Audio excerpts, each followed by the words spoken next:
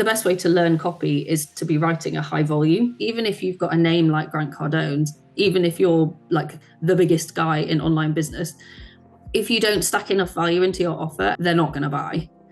So the copy was almost irrelevant. The value had to be stacked on top, like really hard. It's always been a question of like learning the theory and then putting it to work and just taking risks and going for opportunities whenever they've come my way.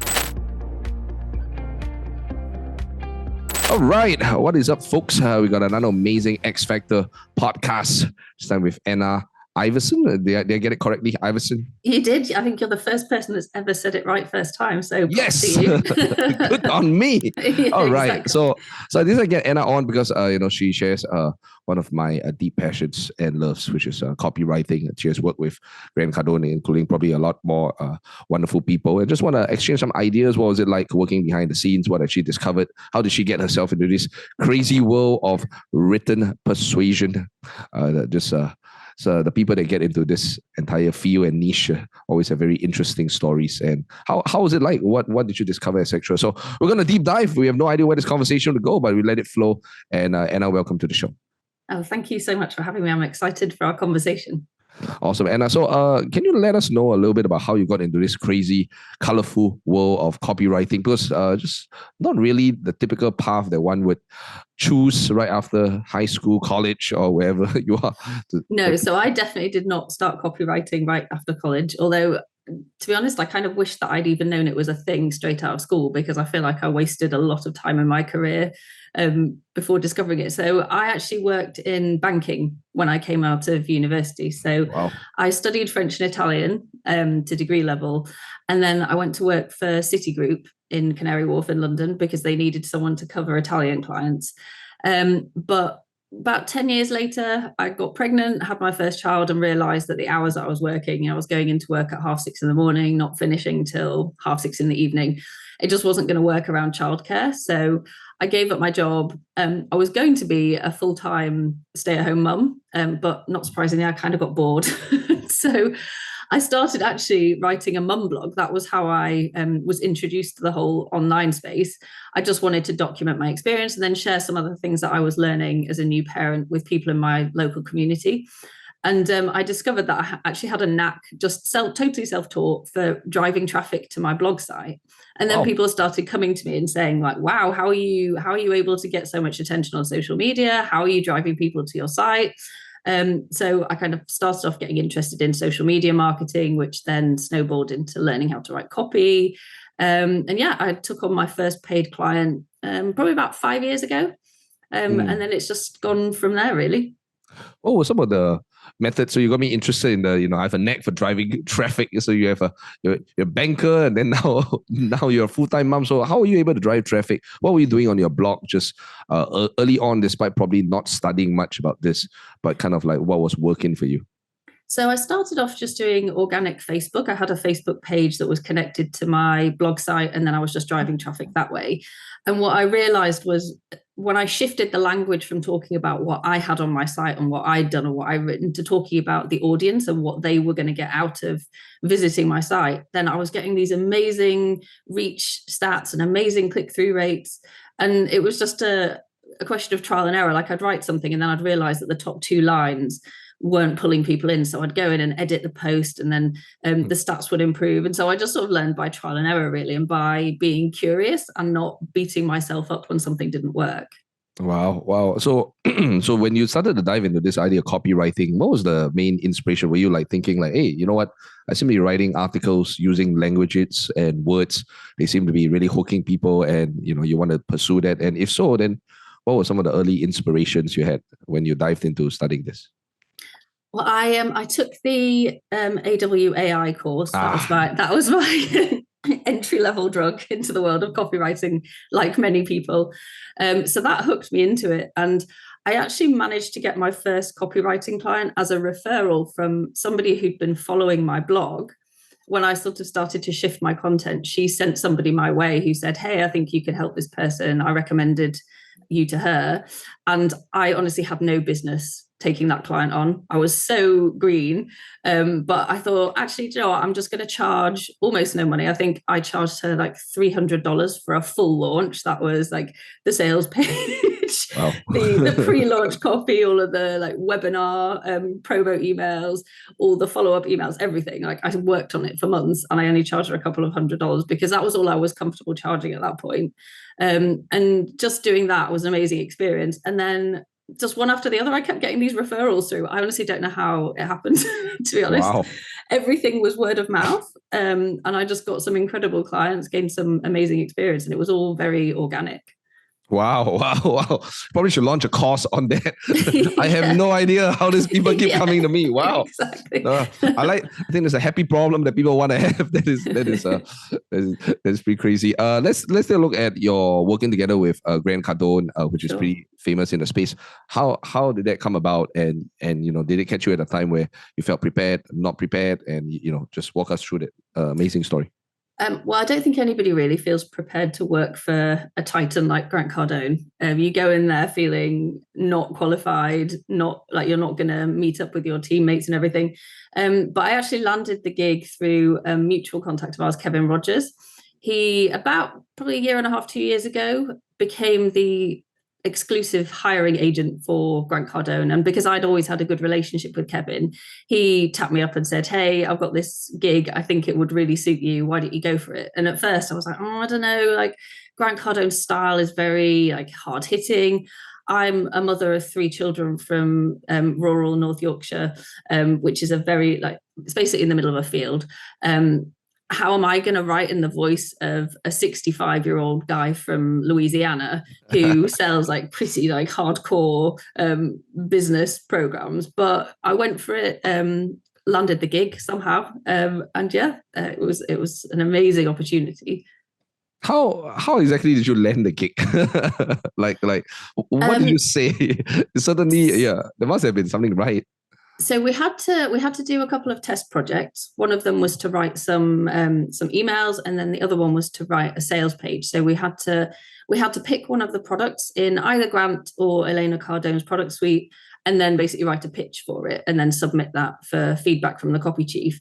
So I got through that round, and then had an interview with the copy chief and also the second in command at Cardone, who was very interested in finding people who were the right culture fit to work there, because the culture at Cardone Enterprise is super tight. Like everybody has to be really committed to the whole 10x philosophy. And so it was just a question of like proving that I fit in with that culture, and whatever I said clearly went down well with the powers that be. And that's how I landed the gig. Wow. So what was your process as you were doing some of these launch projects? So I think, I just think you don't give yourself enough credit, right? You used to write a mom's blog, and here you are acing copywriting gigs at Grant Cardone's place. So clearly, what was the growth and the process from all the way at the start when you were just writing articles on the blog all the way to when you were, clearly doing well with the assignment at Cardone? So what had changed in your perspective? What were some skills you learned? So my approach has always been to study from books and courses, but not to get too bogged down in just amassing more and more information, because I know that's what a lot of copywriters do. They take all the courses, they read all the books, and then they never actually put any of that knowledge to use. And if you don't put it to use, then it all just falls out of your brain, and it was kind of a waste of time learning it anyway. So I've always been somebody that takes everything that I've learned in books and courses, puts it to work right away, and then I'll just say yes to opportunities even when I don't feel up to it. So, for example, the first client I got that I mentioned, I really don't think that I should have taken that gig, but I took it. I told the client exactly what level of experience I had. She was fine with it. We collaborated. She helped me out with getting the messaging right. And so it's always been a question of like learning the theory and then putting it to work and just taking risks and going for opportunities whenever they've come my way. Wow. So once you ace the Cardone gig, what kind of happened behind the scenes? What kind of projects were you given? What kind of growth? What kind of experiences was it like? So I don't know how familiar your audience will be with Grant Cardone's products and the way he markets. Oh, he's all over the place. Okay. Okay. So whether you want it or not. Yeah, exactly. So Grant Cardone's philosophy is very much about dominating the space, not just competing in the space, but like you say, being everywhere all the time. So he's all over social media, he's all over paid media, he's all in your inbox if you subscribe. Like I don't know if you're on his list, but we used to am, fortunately or unfortunately. yeah, we used to hit that list like 10 times a day, which was insane. But we would be launching webinars and programs probably, I mean, pretty constantly. So as soon as one launch was done, we'd be on to the next thing. So you would always be in launch mode. And at the same time as doing these product launches, we would also be creating evergreen funnels in the background as well to keep bringing people onto his list and to keep bringing people into his ecosystem. So it was very intense. There was a mixture of launches and evergreen going on all the time. Wow. So what role did you play, David, during that period of time, and what did you see, notice, discover what worked, what didn't work, etc.? So I was one of the senior copywriters over on the team, and what we kind of were trying to shift away from was the very, very heavy email. Now, a lot of people, they kind of complain when they're on his list because there are so many emails, but the fact is that it works, and that's why they kept doing it. And they keep doing it now because they're just such a massive revenue generator. And so I wouldn't necessarily for my own business be sending that many emails, but I definitely think like daily emails every other day, probably at a minimum, is what you need to be sending to really make that connection with your audience. So the emails that we were sending out were a mixture of like value heavy, story driven emails that were driving people to Grant's YouTube channel. And then also we were sort of interspersing those with promo emails for whatever webinar he was running a launch to and whatever products he was trying to pitch. Then let's talk a little bit about it, because one of the things we kind of mentioned just now was the fact that Grant and you probably superficially, demographically have nothing in common. So I have been to the UK a lot, and even just the culture in the UK and the US are different. The fact that you and Grant, just speaking to you, and watching some of Grant's videos before, guys have nothing. How did you put yourself in the mind space to write as him? What's great about Grant Cardone is that he has such a vast treasure trove of content. Like you go on his YouTube channel and there's hundreds, if not thousands of videos. He's all over the TV. I don't know if you've seen his TV series, Undercover Billionaire. Oh, yeah. All that stuff. Like he's got podcasts, social posts. There's so much content there that I basically spent months just watching and listening to nothing else. So then you start to absorb his voice.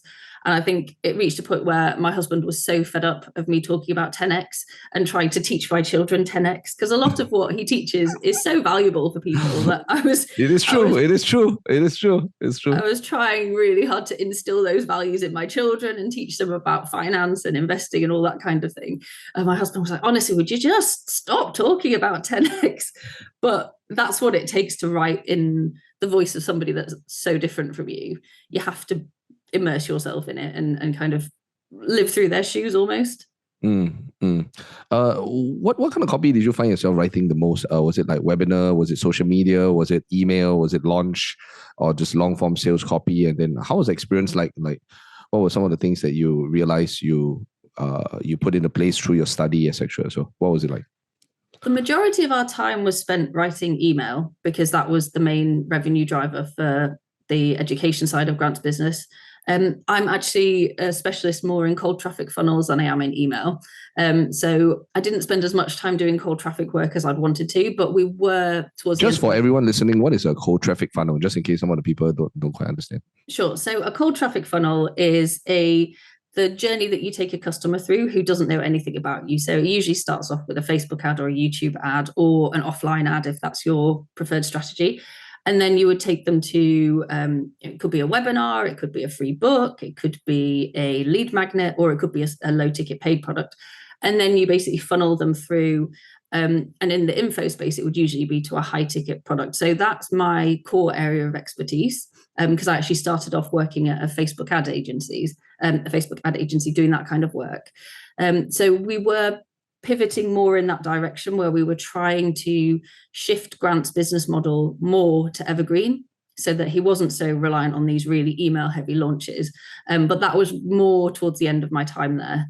But I did really enjoy writing the long form sales pages for those, because you could get quite punchy with the copy, and push the limits of compliance as far as you could go, which is always fun. Yeah, let's talk a little bit about some of these ideas, because Grant is somebody that pushes the limits, and I'm quite sure that once you went in there, the intensity of everything just because I was speaking to recently the one of the former video directors of Mr. Beast, and he came on, and Mr. Beast is clearly the most viewed YouTuber of all time, and he was talking about pushing the boundaries of an idea. Most of us we're maybe socially acceptable, so we have an idea Yes. of how to write and how to be. But sometimes, in order to capture attention, you need somebody like Grant or Mr. Beast to come on and really push an idea to the limit. And what was it like as you're sitting down writing as Grant and pushing ideas, pushing personality to the limit? What was it like? What was your process like? What did you discover? So often we would, like I said, we were immersed in his content 24/7. So you would absorb his ideas, and you would never be short of things to talk about in email. But if we ever went too far across the line, we had a copy chief that was there to say, right, you might want to rein that back in, because Grant still has his reputation to think about. We don't want to destroy his brand completely. So I don't know if did you see that there was a bit of a spat between Grant and Barstool Sports a while back. Grant has quite a few spats with Jordan Belfort also. And even the spats are like, the spats are, you got to hand it to Grant. Grant knows how to get attention, so the spats get a lot of views. Well, I think his view with the Barstool Sports thing was that that's such a massive account with a huge following, that if he can make some noise around that, then great. And he went up on social media and he was talking about it. But a few of the email writers had kind of gone quite heavy on the whole Barstool Sports spat, and it got to a point where the bosses were like, right, okay, we're gonna stop going down that path now. Let's not talk about that anymore, because we don't want to risk this blowing up into a massive kind of corporate fight. So we would push things as far as we could go, but then we did have a legal team in the background and the management team in the background to tell us when to rein it back in. Wow. When it came to writing email, so because cold traffic is a very interesting game, it's a pretty unique game, but email is a completely different game. Emails are very personality driven, story driven, like you kind of mentioned. What were some of the lessons you learned that worked for email, and what were some of the things that you were like, oh man, that sounded great in theory but didn't work out so well?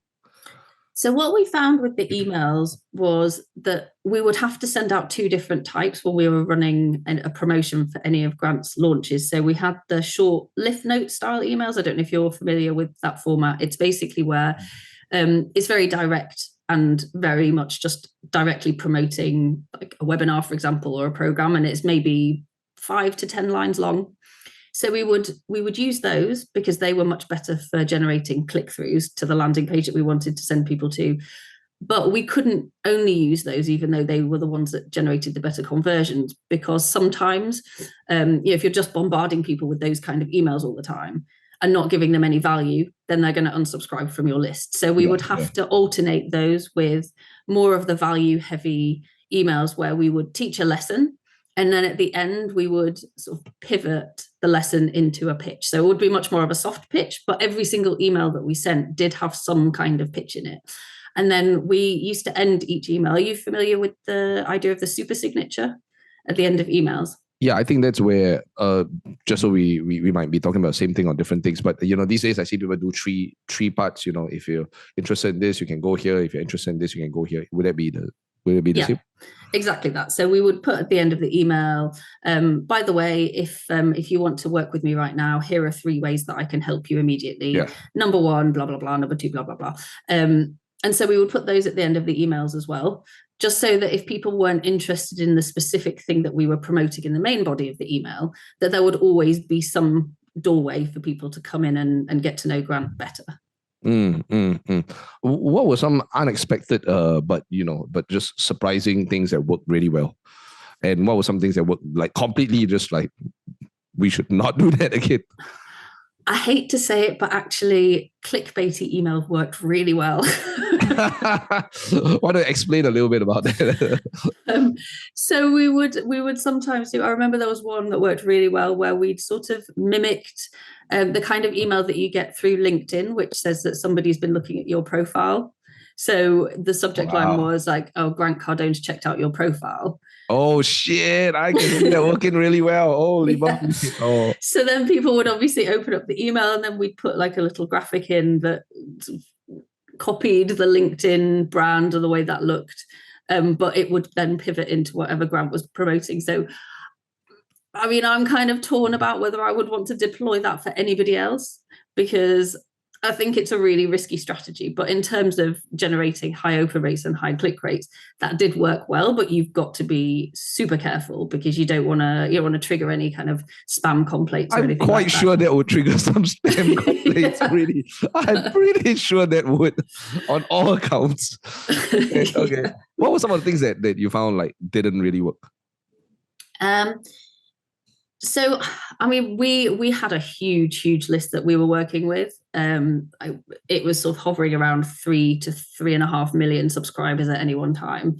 And as you can imagine, when you've got a list that big, and also when you're sending out sort of slightly clickbaity emails, the unsubscribe rate was always pretty significant. So Grant had to spend a lot of money on constantly acquiring new leads, which obviously for him was fine because he had a massive advertising budget. And so the kind of force that we were fighting against was, when we were writing the longer form, more value-driven emails, the click-through rates on those were generally not great, but we had to send them because we had to preserve the quality of the list. And so there was always a kind of battle going on between management saying, right, we need more emails that are going to generate sales. Yeah, But then for us trying to protect the list, and that being our responsibility and our priority, that was always a little bit of a tough juggling act to keep that balance. I totally understand. Yeah, because if you hammer the list too hard, you might get short-term profits, but then long-term losses. Exactly. And that was what we were dealing with all the time. Wow. Let's talk about the other forms of copy. So, there was a launch related stuff. You guys had launch, evergreen, long form and short form and that kind of stuff, and many other things you could see at the back. So, what did you see as an evolution? Because marketing has evolved quite a bit since then, so in the last 2 or 3 years when you were with Grant, etc., what did you notice in terms of evolution of conversion? Is it long form working? Is it live events, webinars? What did you kind of notice was working more? So Grant was quite an early adopter of webinars back when they first, like in their infancy, when they worked really well in any format. But over the years, he's had to extend the length of his webinars and also go multi-channel. So a traditional webinar funnel, you would have an opt-in page, and then you would have either a live or a pre-recorded webinar, and then you would follow people up to get them to consume the webinar. Yeah. And that would usually be enough to generate the level of sales that you wanted. But what's happened is, because webinar conversion rates have been dropping over the years because the market's got so saturated, we had to take a different approach where we were trying to get people to opt in, to get people onto the list, but we would have to ungate the webinar and have it live streamed onto his Facebook page and onto his YouTube channel, so that we could keep the views up and get as many people onto the webinar as possible. And most of the webinars would run either for like 3, 4, 5 hours. Wow. Yeah, and some of them would be sort of events that would run for a couple of days, and he would bring in other experts. So he brought in, we did one with Jenna Kutcher because he wanted to get access to her audience, because obviously she's a big name with the younger social media audience. We also had a guy who was a big name in the financial space because he wanted to build credibility, talking about real estate investment. So he was always kind of balancing his own personal brand and also bringing in other people with audiences who would also be interested in what he had to say. Wow. So I think as the game evolved, I remember the days where you could run about 1 or 2 hour webinars and things would work. 3 to 5 hours is really long. Then I see that these days was doing a big, little bit, definitely bigger. Were you ever part of his big, huge 10x events? You know, the ones where oh my God, the stadiums and that kind of stuff. Yeah. So I did the promotion for his most recent live event. I didn't get to go to it sadly because we had to be in the back end doing all the promo work as the event was unfolding. Yeah. But I mean, yeah, those events are insane. Like the stage production value is ridiculous. Like the tickets aren't cheap, but the amount of money that they invest in creating the most amazing experience for people is insane. Like I think that it was probably around the $10 million mark they were spending to put those events on. Wow. Yeah, because they would have like pyrotechnics and like fire eaters and all these amazing dance shows and stuff to make it into, like, they obviously didn't want it to be just a typical boring business seminar. They wanted to turn it into a movement. And so, yeah, they invested big to make it into a really special, life-changing event. Wow. Let's take a look. How was it like constantly being in a space where you have to write launch and evergreen like every single day? You know, because most of the time people do launches, once a year, twice a year. You know, Jeff Walker style, probably do it max like once or twice a year. But if you guys doing launches and evergreen like on a next to like weekly basis, like was it exhausting? Was it tiring? What did you discover work in launch style? And I've never actually even heard of like doing back to back launches or so. So how was it like? I mean, it was literally back to back. One launch would finish and you'd be on to the next thing. So yeah, it was intense, and we were writing a lot of copy. And some of the times you would write a whole series of emails, and then the marketing manager would come and go, wait, we've changed the offer slightly. You're gonna have to rewrite all the emails, and it would happen like an hour before the email needed to go out. So there was a lot of there was a lot of last minute changes, like last minute additions and things that. And the other thing that we would do is we would constantly be looking at the metrics and saying, all right, well, we've generated this much revenue, but we've not hit our targets, so we need to send more emails and we need to go harder with this message. And so there would constantly be like pieces flying around all over the place. We would not know the exact structure of the offer that we were promoting until right up to the wire. So in that sense, it was quite full on. But the best way to learn copy is to be writing a high volume, and we were definitely writing a high volume. So for me as a writer, my skills came on massively purely because like the amount of writing was insane. Wow. What were some of the offers? You mentioned something pretty cool. What were some of the offers that you noticed worked, and some of the offers that didn't work also? Because I think as much as we can pump out as much copy as we want, but a hot offer is a hot offer, and some offers are just like no one's gonna bite on that. So what did you notice were hot offers, essentially? So one strategy that Grant adopted, which I really liked, was that he would have, say if he was running a free webinar or a free online seminar, he would then always on the thank you page have a VIP offer, where he would promote something for, say, either $47 or $97 to people that had just signed up to his free thing, so that he could always monetize right away, which is a really smart move if you're paying for ads. It means that you're basically acquiring leads for zero cost. This is for his free stuff, is it? Or yeah, it could be for free stuff, or if he was selling a book or something low ticket, but primarily for a webinar. I think this is something that people often overlook as an opportunity for making money, because they think, well, someone's just signed up for something for free. Are they actually going to pay me right now? But we would be selling these $97 VIP offers to people who had come in stone cold, which was great. But what we found with those $97 offers was sometimes the value stacked into those offers was just not high enough to get people to convert. So that was the big lesson, was even if you've got a name like Grant Cardone, even if you're like the biggest guy in online business, if you don't stack enough value into your offer, and if people don't feel like the $97 that they're spending is giving them back like $1,000 worth of value, they're not going to buy.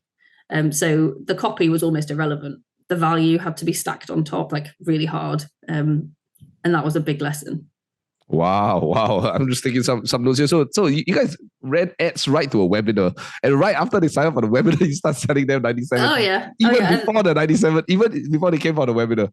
Yeah. And it would be a VIP offers that related to the webinar. So it would be you'd sign up for the webinar, and then the VIP offer would be come to the webinar, and then if you're a VIP, you get like a mentor during the webinar. You get to join like a private sort of viewing of the webinar in your own exclusive Zoom room. So you're away from everyone else. You get a coach, you get workbooks, you get all this other stuff to help you get the result from the webinar. And we would also be pitching that upsell in the post registration follow-up emails, just to try and get more people to take that offer on. Because what we found was the people that bought the VIP offer were far better leads for the program that was then being sold at the end of the webinar. So the more people that you could get to buy that, they were basically raising their hand saying, I'm a buyer, I'm not just a freebie hunter. Wow. That alone, that is freaking amazing. What were some other very clever funnel tweaks and hacks that you guys did? Also, that were a little bit surprising, because this is a little bit surprising, but because here's the amazing thing about marketing. We all have a preconceived notions of what is acceptable and not acceptable, what should be done and what cannot be done. They're all in our own minds, right? So typically people will be like, man, I know about this, man. You sign up for a webinar, I haven't even attended. Not sure you should pitch them off the bat. But sometimes, when you do that, it works. Actually, it makes counterintuitive sense. What were other funnel or offer hacks that you guys did that was like, wow, didn't know that could work? I mean, I'm not sure there were so many hacks, but one lesson that we learned was that it's very difficult off an evergreen webinar to make a profit if the only thing that you're selling is, say, a $9.97 coaching program or course, which is a very typical cold traffic funnel structure. So you'd have an ad that goes to a pre-recorded webinar. The pre-recorded webinar pitches a $9.97 course or coaching program, and then in a lot of cases that's the end of the funnel. There's nothing being sold on the back of that. And I think because of the price point of the $9.97 offer, people think, oh well, it's not going to cost me $900 to acquire a customer, so I'm going to kill it, I'm going to make a load of money, I'm going to be able to scale this thing to the moon. But actually the cost of acquiring a customer through a webinar to that kind of offer is so high that the profit margins that you can make are $2 to $3, and it's just not scalable. So that was a really interesting lesson, and just kind of proved in my mind that you need to have some kind of ascension ladder if you're running Facebook ads, for example, or YouTube ads. Wow, yeah, because it takes quite a bit for people to come through all of those things. Like as you did all of these things, what were some of the, based on just marketing lessons, what were some of the intangible, maybe personal growth, business lessons working in a high intensity environment like this? I'm quite sure that you I mean, just watching his videos, you started teaching your kids 10x, but now you gotta yes. hang out behind the scenes with the 10x crew and the 10x man himself. What were some maybe 2 to 3 lessons you took away from your time there? I think the biggest thing that I learned was to take responsibility for the choices that I was making.